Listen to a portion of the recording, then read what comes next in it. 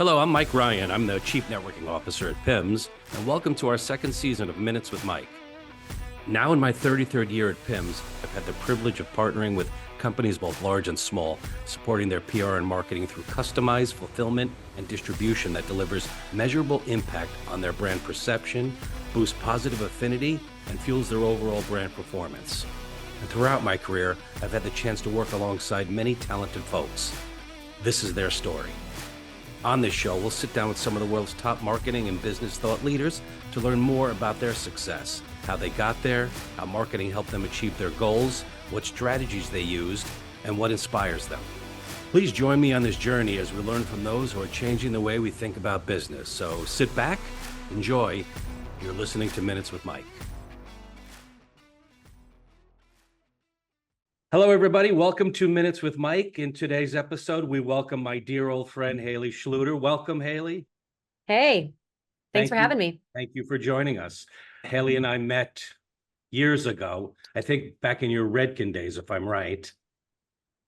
Yep. So I started at L'Oreal in 2015. And so we probably met like 8 or 9 years ago. There you go.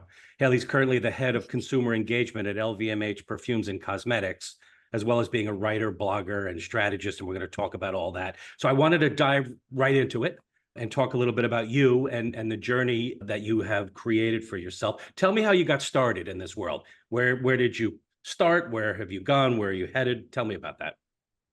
Yeah. So I went to Syracuse University and graduated from the Newhouse School, which is a top digital journalism school.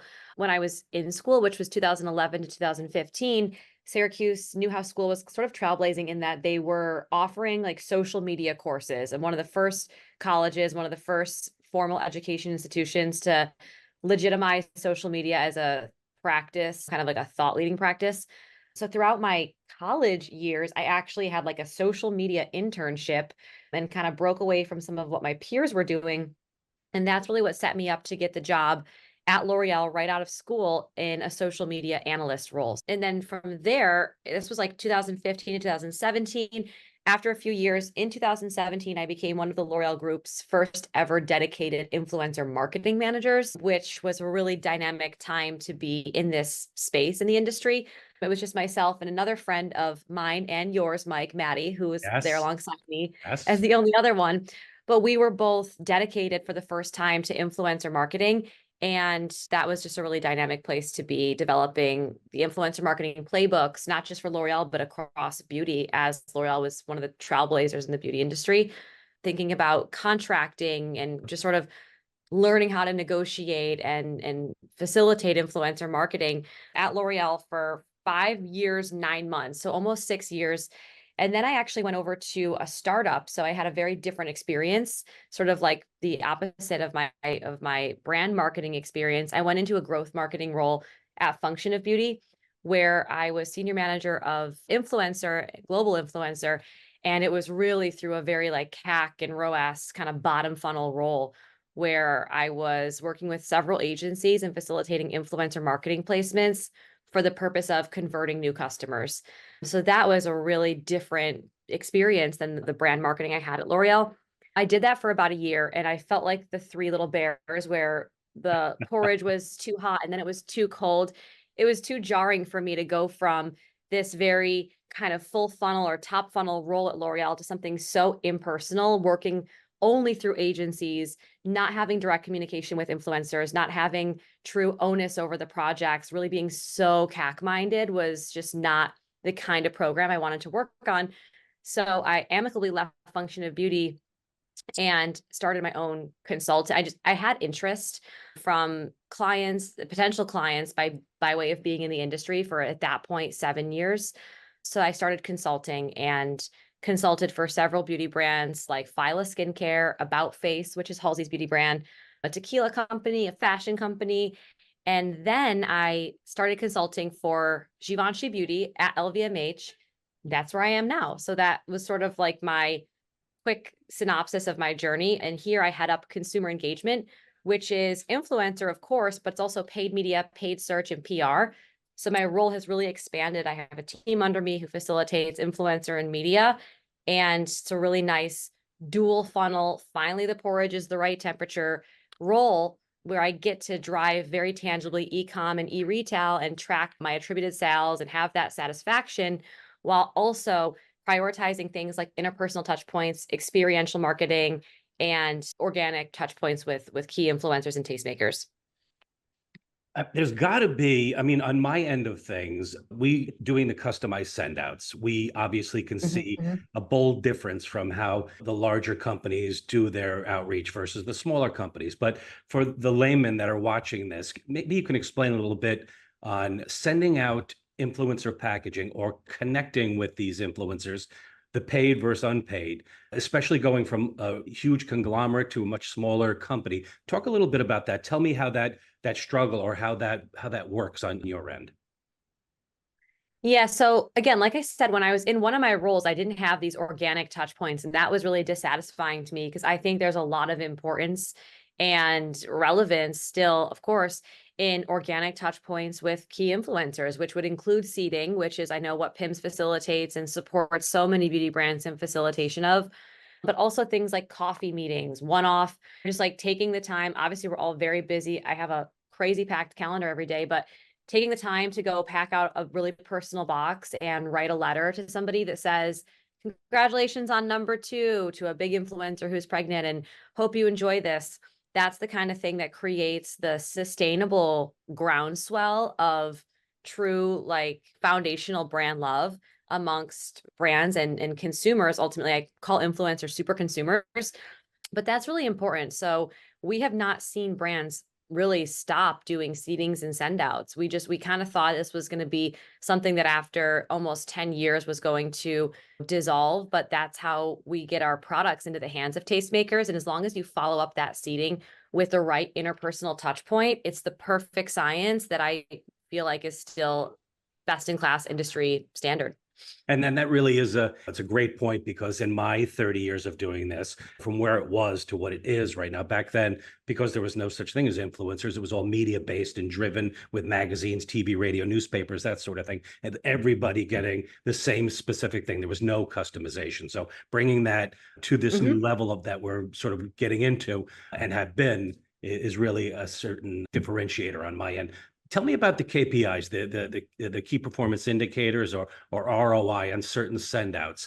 I know a lot of times clients will come to us and look for some feedback as to what the good spend is, or how much value can they expect if they're spending a little extra on something like custom packaging or such. What's your experience with that as far as just tracking those types of ROI? Yeah, I want to say something different because I feel like anybody that you'd ask this question would give one of the typical performance indicators that we associate to seating, like EMV or impressions. But for me in my career and over this past year and a half that I've been in this role at Givenchy Beauty, I saw something very different from seating. And it's a little bit less tangible. So you got to stay with me here. But basically, we went viral. This brand has gone viral on TikTok several times, and we have facilitated virality. So virality is so challenging for brands because with TikTok, it's unpredictable. You can't orchestrate it. I mean, you can create a media buy and you can boost a really hardworking TikTok. So you kind of can puppeteer a little bit of some of those moments, but actual like sustained virality, which is what Givenchy Beauty has had, is something that we are attributing to a couple different omni factors, but really the seeding. So what Emma on my team and other members of my team have done so well is creating the right subsets of influencers to continue sending this. It's a viral loose powder to continue sending this loose powder to has created this culture on TikTok where everybody who's posting about it is saying, oh, this is the product all the girls are loving. All the girlies have this. All the hot girls wear this. So we kind of like, it's not a direct KPI. I mean, I can actually give you KPIs from TikTok that I use when I did my end of year reporting, like our search lift and all these things. But it's really less of a number of EMV or this or that. It's just about the fact that we have been sustainably viral on TikTok for 15 months. And that's something that I haven't seen. I haven't had that pleasure before in my career. I also started in my career before TikTok. So this is like a new era for me where I do think seating has a big hand in this sustained virality. You guys are killing it, and that's obvious. And an important part of your world too And certainly that trickles down to us on our end too, is the latest trends, right? Like what's happening, what's new, what's going to be happening. And again, clients will come to us for sort of a peek behind the curtain of what to expect, or what are other clients doing, or what's the latest out on the street, right? So with AI, and I certainly wanted to bring this up and ask you, the Chat GPT and the AI of the world, and I ask a lot of the guests on Minutes with Mike this same question just because I'm very curious of the answer. Mhm. It's not something that's brand new, but of course it's changing every day. I don't know if there's any experts in that world, right? We certainly aren't. And even the folks that I talk to that are sort of nurturing that technology aren't really sure where it's Mhm. going. Where do you see Mhm. that in your end of things, in your world, and in this beauty end of things? How is that going to help or hinder us? How is that going to change the landscape that we're currently on? There's a lot of developing technology with AI that's being rolled out. I mean, LVMH were obviously privy to some pretty white glove product features with all the big platforms and a lot of unique placement opportunities at LVMH based on our digital spend thresholds, candidly. So I just sat through a lot of these big presentations, and my big takeaways for positives or pros of this kind of AI are creative services. You've heard from being in this space for so long, as have I, that no matter what, this is not going to stop. All brands are starved for content. It's just something I've seen across every beauty brand and non-beauty brand that I've touched. So with generative AI, it kind of frees up a little bit more asset generation. When my team personally, we have one graphic designer or one digital designer, and they're creating digital assets for several marketing touch points. It's not like they're dedicated to media, for example.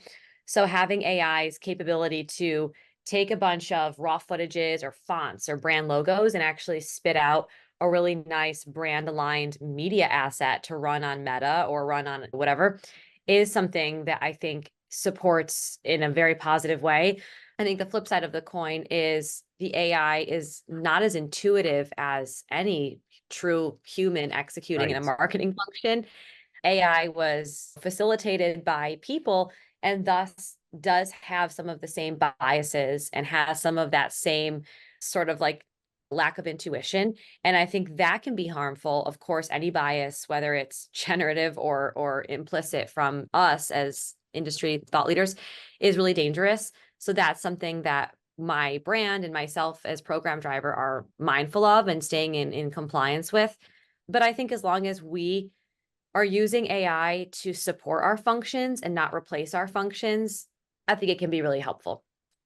It's definitely something that we're going to look back on when you and I are long gone from this industry. We're going to look back on and be like, Yeah. we were a part of it as it was all Yeah. done. You mentioned earlier about the influencers themselves. I have no experience in this world, but how do you select who's going to be the right person to make sure that the content that you want to see out there is out there? Now, I know there's a lot of data behind it, and certainly the more data that they can bring to you as far as who their followers are, listeners are, and so on, are selling points. But what do you look at as somebody that hires these folks and is going to pay them or encourage them or use them as part of your world, which of course also tells that you're part of it's a partnership. It's a long-term partnership in Mhm. some cases. How do you select the right one? How are you sure it's the right one, or what are the touch points that you look upon to make that selection? Yeah. I've seen this change a lot throughout my career. It used to be like because influencer marketing at the time too was so rudimentary, I think the vetting process was pretty straightforward. But what I think now about the influencer vetting piece is there are so many different purposes for influencer content that it's not as straightforward as, okay, does this person post about products in our category? Does this person have the right look and feel? I mean, we've always had, not always, but since 2015 with Tracker, we've had access to top line metrics like engagement rate, et cetera.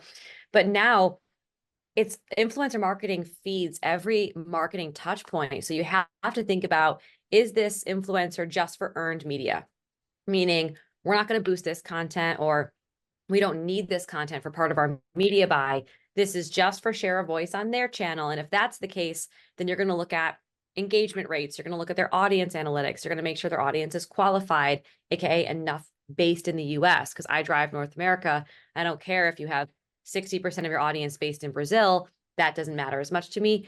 Now we use influencers at Givenchy to do the content that gets flighted into our media buy. For that, we're going to control how many impressions this content receives anyway. So in that case, I'm actually less concerned about engagement metrics and audience qualification, because again, we're putting this in media, we're targeting the audience, we're controlling in that environment, and I care more about the content. So the influencer vetting question, it really depends on what your intentions are for that influencer and that piece of content, because now it's a very robust ecosystem and nothing is as straightforward as I think it once was. That's a great point, and that's ever changing too. And just the folks that we connect with on our end, back when this influencer world first started, it felt like it was the same 30 or 50 people's names we were seeing constantly. They were sending these samples out to, or the sampling programs we're connecting with now. It's a shocker if you see somebody twice. So depending on who exactly they are and what they bring to the table makes all the difference. Mm-hmm. I was looking at your LinkedIn earlier, just preparing for the interview, and I noticed that you had posted you were looking to hire some people or bring somebody in on your team. And a bell went off in my head too. I was like, among all the other hats she wears, she also has to engage a team to make sure that this is all followed through at. So beyond hiring influencers or hired gun mentality, when you're bringing somebody into your team, what do you look for, especially on the new professionals that are coming into this world of ours, that anybody that has a social media presence at all? I think I have like 1,000 followers on Twitter. And when I first started Twitter, I thought I was somebody. Anybody Yeah. that has a TikTok or an Instagram account and they have a certain level of followers think that they're special in that world and they know a lot about that world. What do you look for the new professionals that are coming in, or somebody watching this that wants to work with you and your team? What are the certain things you're looking for? I think my number one thing that I have learned from having a team over the last couple of years, and especially now at Givenchy, where I've been able to build out my own team, is engagement. That's really important to me. I think everybody wants somebody that's like an Excel whiz or data driven or knows how to analyze, somebody that can do decks really quickly and do decks without a lot of oversight and knows how to put the PowerPoint features. And all of those qualities, especially at the manager and above level, are very hard skill qualities that are kind of imperative. But beyond that, which I feel really strong in being able to coach on hard skills, I really want to prioritize soft skills, and somebody that's engaged and eager and motivated is really, really important to me.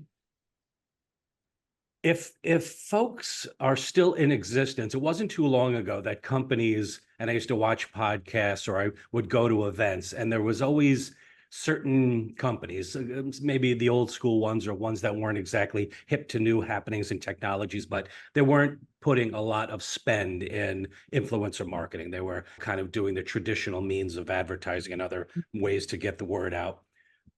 What are the important aspects of influencer marketing that people may overlook at companies that don't sort of put it at the top, if they're still in existence, at the top of their Mhm. leaderboard of things to spend on? Like, what are some important aspects of it that you don't get from other parts of public relations or distribution? Oh, it's the buzzword of all buzzwords. It's the drinking game that we all play every time we go to a panel or an offsite, and you can probably guess it, but it's authenticity, which if I had $1 for every time I've used that word or heard that word in the context of what you and I are speaking about, I would be so wealthy that I wouldn't even have to work anymore. But the reason it's such a buzzword and it keeps coming up for the past 10 years that I've been doing this is because it really is like influencer marketing is people. It's the only channel that's people driven. To your point, pretty soon, I mean, there's going to be AI influence, which is going to be scary. But unlike paid media and big advertising, like out of home tactics and television commercials, even when they contain big talents like Travis Kelce or whatever, it's still a television commercial. What influencer marketing can bring is this very intimate feeling of word of mouth marketing, which works really well amongst women. Historically, it always has. Women trust implicitly other women and the recommendations that they provide. It's no different with men. We're people in that way. So a people driven channel can provide the anecdotal, like everybody wants to feel heard and feel, if you have a certain hair concern and I'm an influencer and I voice it over and you're like, wow, somebody else has the exact same concern that I have, you're going to convert, maybe not right then and there, which is the attribution challenge that we've also been facing for like the near decade I've been doing this.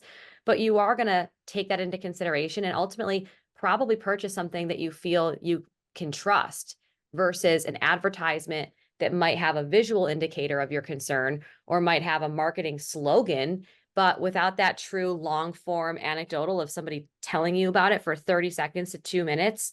That's what really moves the needle. And I think leadership is really coming around to that as a concept. I've seen so much more adaption of Mm. influencer over the last 10 years, but I still do believe that it's a less tangible, less qualified attribution of sales. So there's always going to be that friction, especially when you're in the context of one of my roles, which really was a CAC and ROAS implicative role, where influence started to slip on those key growth driving metrics and thus got deprioritized. And it was just not the right response to that kind of industry shift. I've had guests on that are in both these camps of the data and analytics that are behind these spends to send out, right? So there are companies that specialize in just that, right? They track these send outs, they track the programs that are happening, and they supply data or these data analytics back to their clients. That's how they make their living. I've had contacts on Minutes with Mike that are all in that camp, and they base everything on the reports that come back. And then I've had a few on the other end of things that say, well, it's a good indicator, but we don't put all our eggs in that basket. We want to continue to work outside the box. And even if that means stretching it a bit where, the reports don't come back as we exactly had hoped, we're going to still going down that road. Where do you stand on that? Where on the fence do you land on that? I am one of the people that I still see all influencer marketing touch points pretty much as valuable. So even if the results are unfavorable, whether it's like a hard KPI result, like a dollar figure CAC or OS result, or a softer KPI result like impressions, I do try to find, like, at minimum, you're going to glean learnings. And so I constantly feel like because influencer marketing is changing so quickly, because people are growing and changing, like I've watched millennials where we all started and we were all 22 and now we're all 31. So half of us have become moms and thus like their profiles have changed a lot. And now we have to look, if we want that beauty specific content, maybe that's not what their channel looks like anymore. So we go down and we evolve and we go into a net new consumer, a younger influencer with a younger consumer base. You're kind of gleaning learnings throughout the whole process. So I've also had flops and those have been hard to absorb, but like for the most part, any touch point, even if it's not the most favorable result, prevents you from allocating spend in that way in the future, kind of prevents you from engaging maybe that type of influencer, that type of consumer in the future. And if you think about it, like that's almost like we all purchase data. We're all sitting here spending boatloads of money on Circana data and NPD data to inform our marketing decisions each quarter. This is no different. If an influencer flops or a seeding send out flops, you analyze, okay, so we sent this whole seeding to mommy bloggers because we thought it was Mother's Day and we thought that's what was right. That allows us to learn, okay, our product is maybe not in that camp. And that's just as valuable data or touch point as some of the very expensive and robust consumer data that we all continue to pay so much money for access to. What about something like packaging, right? So one of the services that PIMS obviously provides our clients, and you've worked with us in the past on this, is custom packaging, right? There are those that think that custom packaging is a bit of a spend, and there's really no difference between if you send stuff out in a craft box, as long as it gets there and it gets there in perfect condition and looks good, it's maybe not worth the extra spend. Curious about that on your end, certainly with the brands that you represent. Does custom packaging come into play a bit more because of the top shelf sort of feel and look of the brands themselves? Or on your end is just making sure that the product gets to where it's supposed to be on time, within budget, and looking at really nice within the box itself? Just curious on where you stand with that. Yeah, this is a very different world for me at LVMH than even at L'Oreal, for example. But LVMH, we hold ourselves to a very high standard of excellence, as you can imagine, largest global luxury conglomerate. So we have all of our boxes are considered what we call art of gifting. And this is down to like every bow that goes on the box, the bow has to be measured and it's always 7 inches. I mean, it's I to the remember point you of told me that. granularity. That's so Yeah. awesome. I love that. When we were at dinner. Yeah, so to me, it's very much like and what's interesting is like I've touched a lot of different beauty brands through consulting. Laura also had exposure to a lot. And I have seen seeding at Givenchy Beauty yield more true native organic placements than ever before in my career. And I do think it's because, I mean, not only we are Givenchy, it's an iconic heritage brand. So I love having that going for us. That's a really nice jumping Yeah. off point. Yeah. But the boxes that we send and how special somebody feels when they open something so luxe, like all of our paper is soft touch paper, which I know because you're a fulfillment expert, but like the paper is bougie, the boxes are bougie, the bows, it feels like you just got a really nice elevated present. And so we have people even at the celebrity tier who are posting organically for us. And then the quality of goods inside is also really important. But I do believe it's very important when you have that kind of product to create that kind of experience. And if you have a very fun product, like some of our other brands in cosmetics and in fragrance that are more playful, your seating strategy can reflect that. Like your boxes can feel very native and very playful. So it just is about aligning your POV to what is put out in the world. It's again, seating is another main marketing touch point. So it needs to fall with the rest of the touch points. I wanted to ask you about, I think I read also that you've been on a few or hosted a podcast. I don't know what I read on your LinkedIn, but I know you've been on a few in the past. And I know you've done quite a few speaking engagements. We were just talking before we set up today about the next one you're going to be on. Very excited to see that. What's a little self-serving here? What's better, video like this or audio? Which do you prefer? Which one do you think resonates the best? When I hosted a podcast, it was in college. I don't know. I guess it was before really like Zoom. So Yeah. we just recorded. It was straight up like microphones in front of us and it was really fun. And I've done a few podcasts that I've been a guest on. And I think I just did Zoom, like no video. But listen, I like to watch, like when I watch the Call Her Daddy podcast, for example, I like watching them in that room. It's so much more interesting to see their body language. Yes. It's like a new medium of video meets audio. And you'd miss this wonderful sign of mine, right? Exactly. Uh, Exactly. as we close today, tell me about somebody's watching here and they want to have the same experience you have in your world. They want to walk the same steps you walked. What would you say to encourage somebody that's just starting out, that maybe is trying to get their feet under them and get to a level in our industry where they can make a difference, where they can make the changes that they want to see made, or they can come up with new experiences and new technologies and new developments? What would you say to those folks? I would say stay engaged, really stay with your nose to the ground and just absorb as much as you can from the rest of what's going on in the industry. If you feel close to your industry and you are an engaged consumer of content and connections and all that kind of industry insider stuff, it really will take you to the next level. Well said. Haley Schluter is an upstate gal. We had dinner not too long ago, and she reminded me that she was born and raised in Rochester, New York, which, of course, I'm an upstate guy. I went to Brockport, which is not far from Buffalo. Mhm. And my son, my youngest son, is going to St. John Fisher outside of Rochester. So I've come up with, we finished Minutes with Mike interview with a quick lightning round of this or that type questions. And it is, Your Mhm. Honor, the New York, upstate New York edition. So are you ready, Haley Schluter, to talk lightning Oh, round? excited. Let's go. Don't think, whatever comes into your head, just fire it out there. Adirondacks or Catskills? Adirondacks. Niagara Falls or Howe Caverns? I don't know the second one, so Niagara Falls. Lake Placid or Saratoga Springs? Lake Placid. The Liberty Diner or the Roscoe Diner? Roscoe Diner. The Rochester Garbage Plate or Buffalo Chicken Wings? Rochester garbage plate. Oh my God, all day. Finger Lakes or Lake George? Lake George, I was married there. Sabres or the Bills? Go Bills. All right, last one. Remember, I went to Brockport. Name me your favorite SUNY campus in New York. Oh, favorite SUNY campus. Buffalo. Had way too much fun there. There you go. Girl from Syracuse who graduated from Syracuse.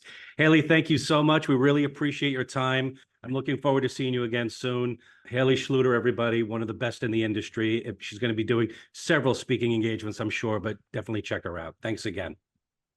Thanks, Mike. Talk to you later.